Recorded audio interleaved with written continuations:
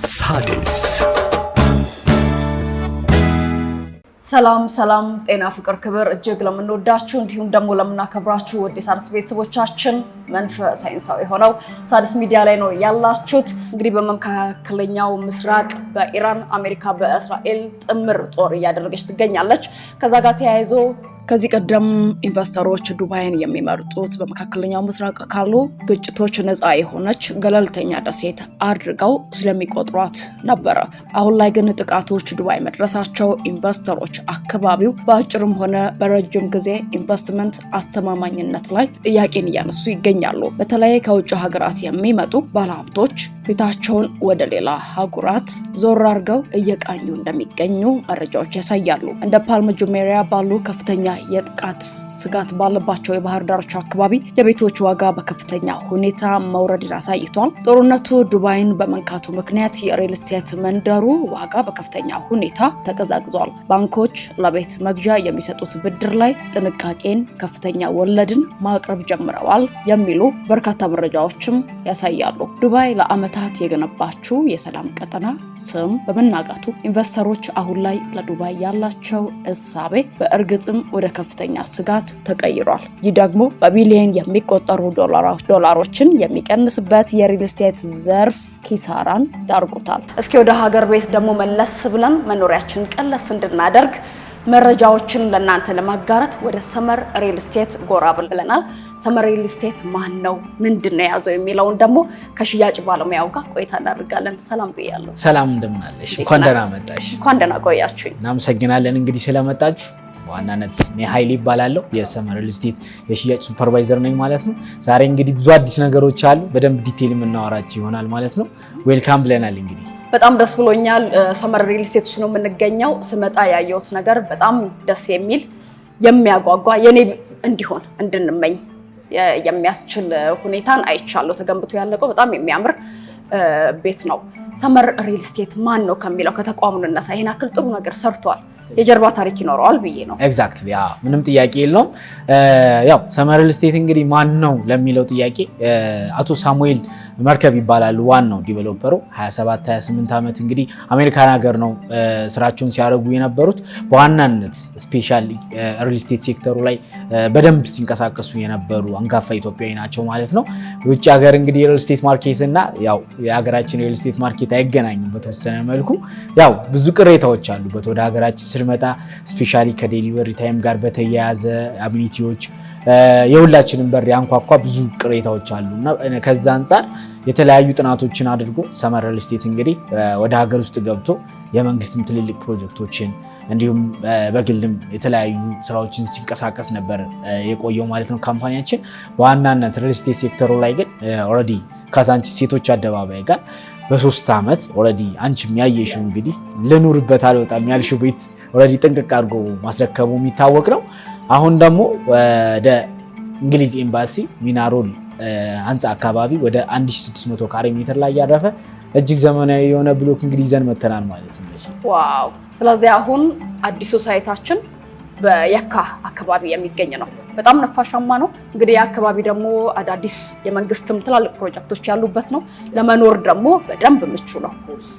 ቅድም አንተ ማነሳኸው የሀገራችን ሪል ስቴቶች ላይ ከሚነሱ ነገሮች መካከል ዴሊቨሪ፣ ታማኝነት፣ የዋጋው ምቹ አለመሆን፣ የአከፋፈል ሂደቶች በጣም ይነሳሉ። በተለይ ደግሞ ሰዎች የዴሊቨሪ ሰዓታቸው በቃል በተገባልን ልክ አይደለም። ትክክል። ሰመር ምን መልስ አለው? ኦኬ፣ በዋናነት ያው ከባዱ እንግዲህ የራስ ምታት ብለን የምናስበው ሴክተሩ ላይ ይሄኛው ስፔሻሊ ዴሊቨሪ ታይም በጣም ችግር ነው። የሁላችንም ቤት ያንኳኳ ትልቁ እንግዲህ ራስ ምታት ሴክተሩ ላይ ዴሊቨሪ ታይም ነው። በዋናነት እንግዲህ ሰመር ሪል ስቴት ኦልሬዲ እዚህ ሴክተር ላይ ጆይን አድርጎ ይህን ነገር ሲሰራ በመጀመሪያ ጥናት ካደረገባቸው ፖይንቶች መካከል ቀደምቱና የመጀመሪያው የዴሊቨሪ ታይም ኢሹ ነው። እሱን እንግዲህ በእጅጉ ፈተን ያው ሴክተሩ ላይ ብዙ ሪል ስቴቶች አሉ ከተማው ላይ እንደምታውቀው አንቺ። ከዛ አንፃር እንግዲህ እነዚህን ነገሮች እነዚህን ፖይንቶች ፈተን ኦልሬዲ መቅረብ ካልቻለን አፎርድ ተወዳዳሪ ሆነ ኦልሬዲ ደንበኞች ወደኛ የሚመጡበትን መንገድ እያቀረብን አይደለም ማለት ነው። ትክክለኛውና አሁን ወሳኙን ስራ እየሰራን ያለነው እኛ ከዛ አንፃር ያው ያለን ባክግራውንድ በደንብ እንግዲህ የሚታወቅ ነው። ከዚህ በፊት ያለን ኦልሬዲ ሰርተን ማስረከባችን በቃላችን መሰረት መገኘታችን የኛ ዋነኛ እንግዲህ የራሳችን መለያችን ነው። አሁንም ግን ብራንዲንጋችን ማስቀጠል የምንፈልገውና መስራት የምንፈልገው ማስረከብ ላይ ነው። ከዚህ አንፃር እንግዲህ ኦልሬዲ የኛውን ፕሮጀክታችን በዋናነት እንግዲህ በ2 ዓመት ከ3 ወር ነው ኦልሬዲ የምናስረክበው። ያው 3 ወሯ የካርታ ርክክብ ጊዜ ናት። በ2 ወር ኦልሬዲ ዋናው ስራውን ቦርድ ሰርተን የምናጠናቅቅ ይሆናል ማለት ነው። ከዛ አንፃር እንግዲህ ያን ባናደርግ ውላችን ላይም አሜንድ ያደረግነው ነገሮች አሉ፣ ፖይንቶች አሉ። ያ ማለት እንግዲህ በ2 ዓመት ከ3 ወር ውስጥ ኦልሬዲ ማስረከብ ማንችል ከሆነ በቶታል ፕራይሱ ላይ 0.5% እየተቀጣን በየወሩ ለደንበኛ የምንከፍል ይሆናል ማለት ነው። ስለዚህ ውላችን ላይ ኦልሬዲ የሚያስገድዱ ነገሮች አሉን።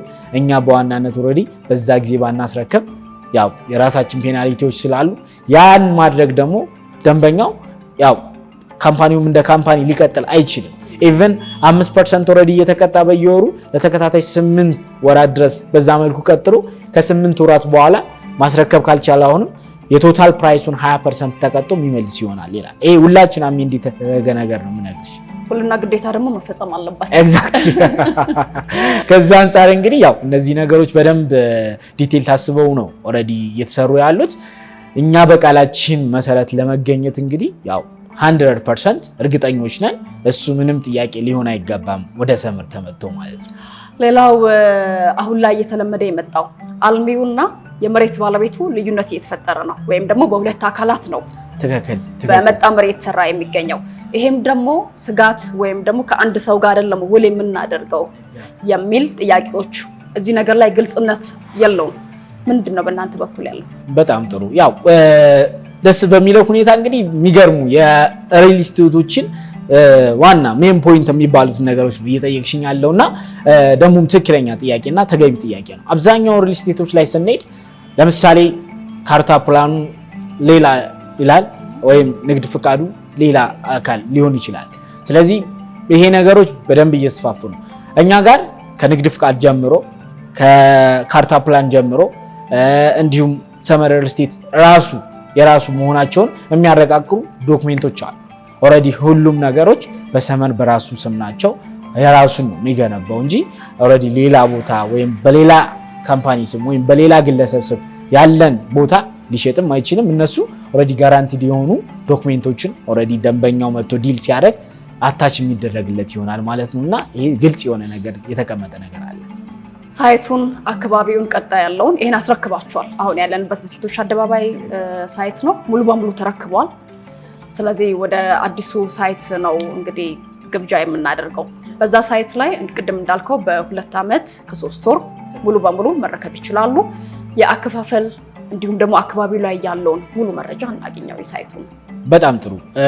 እንግዲህ በዋናነት በ2 ዓመት ከ3 ወር የምናስረክበው ሳይታችን እንደነገርኩሽ ቅድም ሚናሮል ጎን ወደ የካ አካባቢ ነው የሚገኘው ማለት ነው፣ እንግሊዝ ኤምባሲ ማለት ነው። አካባቢውን እንደምታውቁ በጣም ነፋሻማ የሆነ ቦታ እጅግ እንደ ምግብ እንግዲህ ልንጠቀመው የምንችለው አየር ያለበት በጣም ከተማዋ ላይ ልንኖርበት የምንጓጓው የምንፈልገው አካባቢ ነው ማለት ነው። ሎኬሽኑ እጅግ ተመራጭ የሆነ ቦታ ነው ማለት ነው። ከዛ አንፃር እንግዲህ ያው ራሱን የቻለ ወደ 3 ኪሎ ሜትር ራዲየስ ውስጥ ወደ 16 ኤምባሲዎች ያሉበት አካባቢ በመሃል ከተማ ላይ ያለ በፈለግነው ዳይሬክሽን አዲስ አበባ ውስጥ በአራቱም ዳይሬክሽን መንቀሳቀስ ብንፈልግ የፈለግነውን የመንገድ ኦፕሽን ያለው መሃል ከተማ ላይ ቱሪስቶች ቢመጡ ሊያርፉበት ሊዝናኑበት የሚችል አካባቢ ነው ማለት ነው ሰፈሩ። አሴ ኢንቨስትመንት ነገ ላይ እዛ ላይ ኢንቨስት ያደረጉ ደንበኞች ነገ ላይ ኦልሬዲ ልሽጥ ቢሉ ከ2 ወር ከ3 ወር በኋላ ራሱ መሸጥ ቢፈልጉ ኢን ሚሊየንስ አትርፈውበት ሊሸጡበት የሚችል አካባቢ ነው። ለአከራይ ቢሉ ደግሞ ኦልሬዲ ራሱን ችሎ በዶላር መከራየት የሚችሉ ቤቶች ናቸው ማለት ነው። ስለዚህ ከዛ አንፃር እንግዲህ እነዚህን ቢልዲንጎች ኦልሬዲ ስናስገነባኛ በዋናነት ከ2 መኝታ እስከ ባለ 4 መኝታ የካሬ ሜትር አማራጮች ይኖሩናል ማለት ነው። 2 መኝታ ከ138 ካሬ እስከ ባለ 4 መኝታ ከ258 ካሬ ድረስ ይኖሩናል ማለት ነው። ያ ማለት ባለ 2 መኝታዎቹ 138፣ 157 እና 163.6 ካሬ ሜትር አማራጭ ይኖረናል። ባለ 3 መኝታ 187 ካሬ እንዲሁም 211 ካሬ የተለያዩ ካሬ ሜትር አማራጭ ይኖረናል። እንዲሁም ባለ 4 መኝታ 240 ካሬ እና ወደ 258 ካሬ ሜትር ላይ ያረፉ ቤቶች ይኖሩናል። በጣም ለቀቅ ያሉ እጅግ ሌክቸር የሚባሉ ቤቶች ናቸው። የኛውም ኳሊቲያችን ነው። የኛ በዋናነት ቤታችን ላይ ስትገቢ እንግዲህ ፈረስ ያስጋልባል። የኛ ቤቶች በጣም ሰፋፊ ናቸው፣ ደረጃቸውን የጠበቁ ናቸው። በደንብ የምንገነባበት ደግሞ ፖስት ቴንሽን ቴክኖሎጂን ተጠቅመን ነው እየገነባን ያለ ነው። ከፍጥነትም ከጥራትም በደንብ ፐርፌክት ሆነን ኦልሬዲ ደንበኞች ለኛ ምስክር እንዲሆኑ ዛሬ ላይ እዚህኛው ወይም ሴቶች አደባባይ ላይ የገዙ ደንበኞች ምስክር እንደሆኑን እዚህኛው ላይ ደግሞ ኢንቨስት የሚያደርጉ ደንበኞች ነገ ላይ ስለ ሰመር ብዙ መናገር እንዲችሉ ኦልሬዲ ስራችን ምስክር እንዲሆን ነው በዋናነት እየሰራን ያለ ነው ማለት ነው። እውነት ለመናገር የካሬ አማራጫችሁ በከተማችን ውስጥ ከሚገኙት ሪል ስቴቶች በጣም በተሻለ ሁኔታ ካሬዎቹ በጣም ከፍ ባለ እንደውም ቅድም ስገባ ለአንዱ ወንድሜ እየነገርኩት ነበረ በመሬት ላይ የመኖር ያህል ነው፣ የአፓርትመንት ያህል አይደለም የካሬው ልቅቅ ብሎ መኖር ማለትና ይሄ የተለመደው ጥብቅብቅ ያለ አነስ ባለ መንገድ የመኖር ሳይሆን በጣም ሌክዠሪ በሆነ መንገድ ቅድም እንዳልኩት መሬት ላይ የመኖሪያ ቤትን መገንባት ያህል ፍሪደም ያለው የካሬ አማራጮችን ይዛችሁ ቀርባችኋል። ወደ ዋጋና የባንክ አማራጮች ሲስተም ካላችሁ እንግባ። ይህንን ሀሳብ ማንሳት የፈለኩት ለምንድን ነው ከሚቀጥሉት ዓመታት ጀምሮ ምናልባት መስከረም ላይ በእርግጠኝነት የውጭ ባንኮች ወደ ሀገር ውስጥ ይገባሉ። የሪል ስቴቱን ዘርፍ አሁን እያየ ነው ያለ ነው እንደ ኢንቨስትመንት ነው፣ ሀብት ነው፣ ንብረት ነው፣ ለትውልድ የሚሸጋገር ሀሴት ነው። ከዛ ባለፈ ደግሞ ኢንቨስትመንትም ነው። አንተ ቅድም እንዳልከው ዛሬ ላይ ነው ወስኜ ይሄን ቤት ብገዛ የዛሬ 3 ወርና 4 ወር የካሬ ለውጦች የዋጋ ለውጦች ስለሚኖሩ አትራፊ መሆነው እኔ ነኝ ማለት ነው። እንደ ኢንቨስትመንት ካየ ነው የሚቀጥሉትን ጊዜያቶች የባንካችን ሂደቶች በአገር ውስጥ የመግባታቸውን የውጭ ባንኮችን እና ዛሬ ላይ መግዛት ነገ ላይ ምን ያህል ትርፋማ ያደርጋል? ሰዎች ገንዘባቸውን እዚህ ቦታ ላይ በማስቀመጣቸው የሚያገኙት ሀብትና ንብረትን ከመያዝ ባለፈ በኢንቨስትመንት ደረጃ እንዴት ሊለካ ይችላል? በጣም አሪፍ። ያው ብዙ ነገር እንግዲህ አንቺ በደንብ ተረድተሽዋል። በዋናነት እንግዲህ ደንበኞቻችን ወደኛ መጥተው ኢንቨስት ሲያደርጉ ጥሪት ነው ሀሴት ነው የሚያገኙት እና ለነገ ለልጅ ልጅ የሚተርፍ ነገር ነው ኦልሬዲ እያስቀመጡ የሚሄዱት። እንግዲህ በዋናነት ኦልሬዲ የኛው ሳይታችን በካሬ ከ88318 ብር ጀምሮ ነው እየሸጥን ያለ ነው።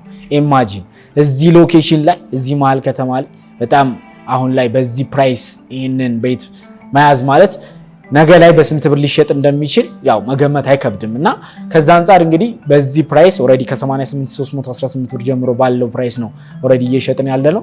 አድቫንስ ፔመንታችን እኛ ኤክስፔክት የምናደርገው 10% ነው።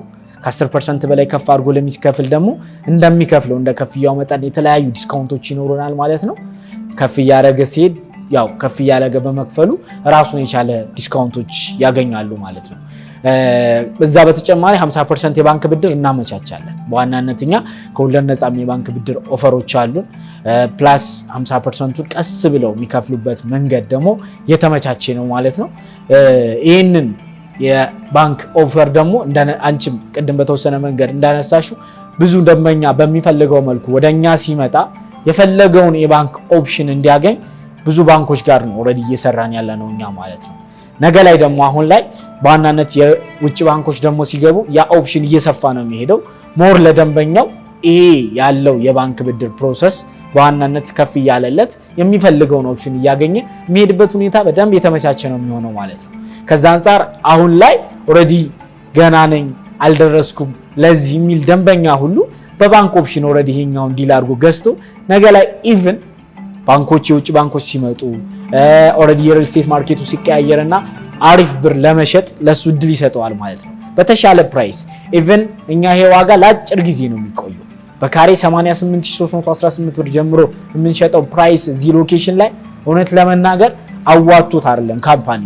ነገር ግን ይህንን ደንበኞችን ይዞ መሻገር ትልቅ ብለሲንግ ነው፣ ትልቅ ሰክሰስ ነው። ነገ ላይ ኦልሬዲ እኛ በምንፈልገው ልክ ደንበኞች ኦልሬዲ ትረስቱን ፈጥረን የዴሊቨሪ ታይም ችግሩን ፈተን አንድ ስቴፕ የሪል ስቴት ማርኬቱን ከፍ ማድረግ ከቻለን ወደኛ ደንበኛ የማይመጣበት መንገድ ነገ ላይ የተሻሉ ደንበኞችን ኦልሬዲ ሪከመንድ የማታረጊበት መንገድ ምንም አይነት ምክንያት አይኖርም። ከዛ አንፃር በደንብ የምንሄድበት ሁኔታ ነው የሚሆነው ማለት ነው። ስለዚህ ከ2 ወር ከ3 ወር በኋላ ኢቭን ይሄኛው ፕራይሳችን ወደ 105313 ብር ነው ኦልሬዲ ከፍ የሚለው ማለት ነውና አሁን ላይ ኢንቨስት ያደረገ አሁን ላይ መጥቶ እኛ ጋር ዲል ያደረገ ተጠቃሚ ነው የሚሆነው ማለት ነው። ከዛ ባለፈ ደህንነቱን እንመልከት። ተጨማሪ ነገሮችም ካለ እዛ ላይ ትነግረኛለህ።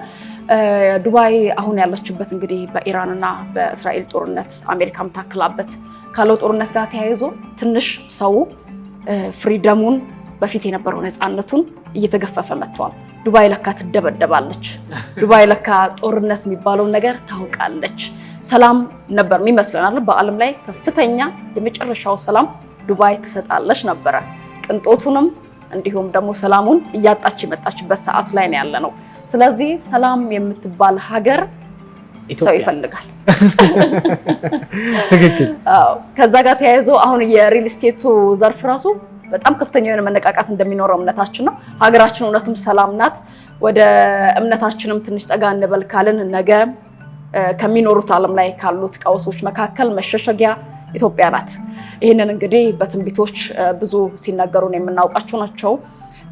አሁን ላይ የሪል ስቴት ዘርፉ ላይ መግባት ማለት የነገን ሰላም የነገን መልካም የኑሮ ሂደት በተጨባጭ ሁኔታ ማረጋገጥ ነው። ሰመር ያንን ለማስረገጥ ይመስለኛል እንግዲህ የተመጣጣኝ ዋጋ በጣም ደግሞ ሌክጀሪ የሆነ ዘመናዊ ቤቶችን ገንብቶ እያስረከበ ያለው። እናንተ ጋር ይህን ሁሉ ነገር ይዛችሁ በተጨባጭነት እምነት ላይ ደህንነት ላይ ያለው ሚስጥር ምንድን ነው? በጣም አሪፍ ጥያቄ ነው። በዋናነት እንግዲህ ያው ቅድም አንቺ በደንብ እንደተናገርሽው እንግዲህ ወደ ሀገራችን መጥተው ኢንቨስት ሲያደርጉ ዋናነት ኦልሬዲ ሊመጥን የሚችል ዜጎቻችን ወደ ሀገር ውስጥ መጥተው ኦልሬዲ ሊኖሩበት እነሱን ሊመጥን የውጭውን ሀገር ባማከለ መልኩ በዋናነት ቤቶች መሰራት አለባቸው። ደረጃቸው ሴኩሪቲያቸው በዛ መንገድ መጠበቅ አለባቸው። ሀገራችንም በደንብ እያደገች ነው። እሷን ሊመጥን እንደሚችል አዲስ አበባን ሊመጥን የሚችል ፕሮጀክቶች በደንብ መሰራት አለባቸው። ከዛ አንጻር እንግዲህ ደህንነቱ አካባቢው ላይ ቅድም በተወሰነ መንገድ ገልጬልሽ ነበረ። ኢቨን ወደ 16 ኤምባሲዎች ነው በ3 ኪሎ ሜትር ራዲየስ ውስጥ ያሉት ማለት ነው። በደንብ ሴኩሪቲው የተጠናከረና እጅግ ሰላማዊ የሆነ አካባቢ ነው። አካባቢውን ስናይ ማለት ነው። ወደኛ ቢልዲንጎች ስንመጣ ደግሞ ራሱን የቻሉ 24 ሰዓት ኦፕን የሆነ ራሱን የቻለ ሲሲቲቪ ካሜራ የተገጠሙለት ናቸው።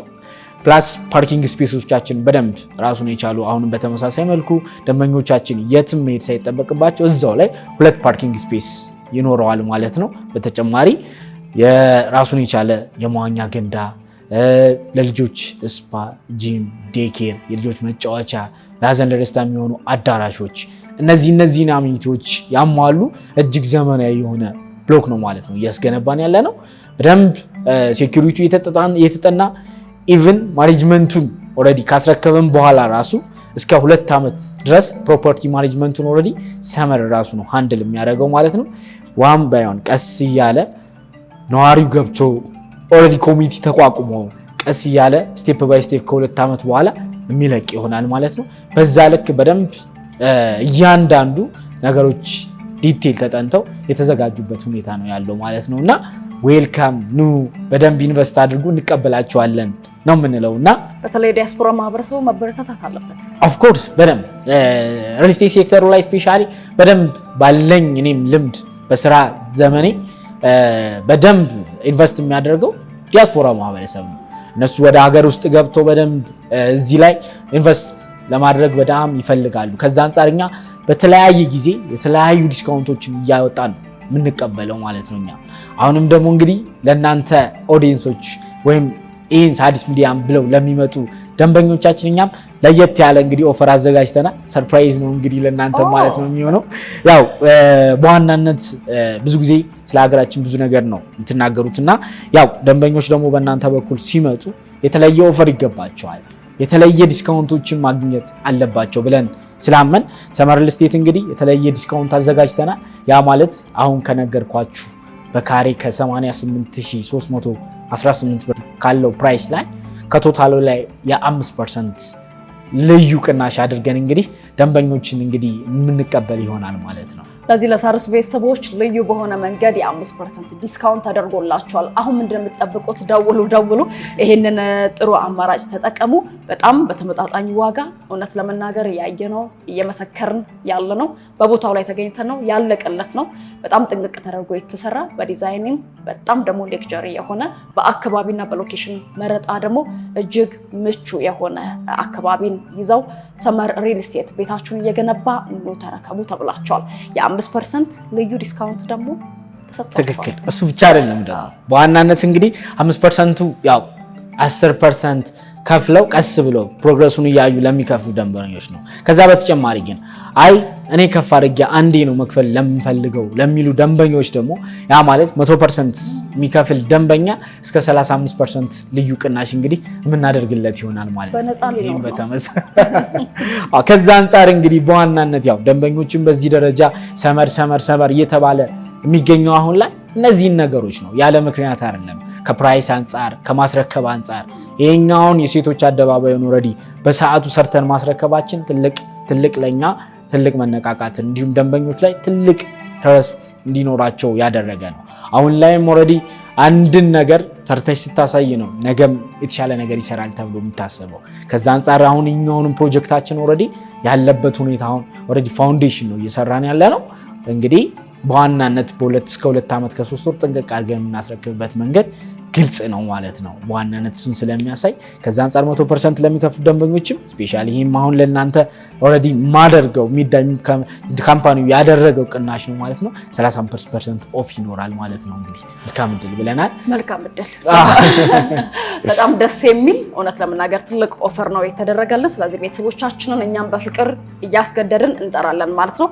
ከዛ ባለፈ ሳይቶቹን በየጊዜው ያሏችሁን እድገት የሳይቱን ሁኔታ ማለት ነው የምናሳይ ወይ ደግሞ ወደ ቤተሰብ የምናደርስ ይሆናል ማለት ነው።